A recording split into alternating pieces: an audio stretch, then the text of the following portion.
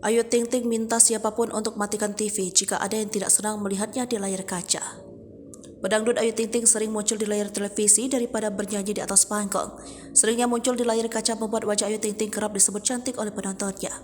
Ayu Ting Ting merasa biasa saja meski sering dipuji kecantikannya. Biasa saja, cuma alhamdulillah kalau senang, kata Ayu Ting Ting di rumah orang tuanya kawasan Sukamajaya, Kota Depok, Jawa Barat.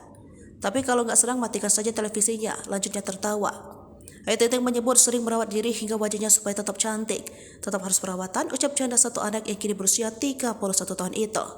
Pedangdut bernama asli Ayu Rosmalina itu juga sering memakai skincare supaya tetap bersilau di layar televisi. Ayu Ting Ting berharap pekerjaannya di televisi bisa awet dan bertahan lama. Ayu Ting Ting bersyukur belum muncul keriput di wajahnya. Kulit wajah Ayu Ting Ting bahkan terlihat masih kencang dan bersinar meski usianya terus bertambah. Walau belum ada pasangan, wajah tetap harus dirawat, kata Ayu Ting Ting. Ia pun merasa ada banyak orang mengagumi pars cantiknya sekalipun tanpa make up. Pemilik nama Ayu Ting Ting, Rosmalina ini bahkan sering disebut melakukan operasi plastik karena kulit wajahnya yang kencang dan bersinar.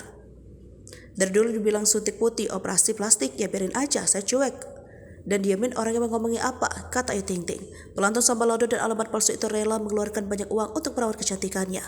Sejauh ini, Ayu Ting Ting sudah melakukan skin booster, laser glowing, serum hingga infus kromsom untuk merawat kecantikannya. Untung harga bersahabat, setiap perawatan sampai minta diskon, ucap Ayu Ting Ting.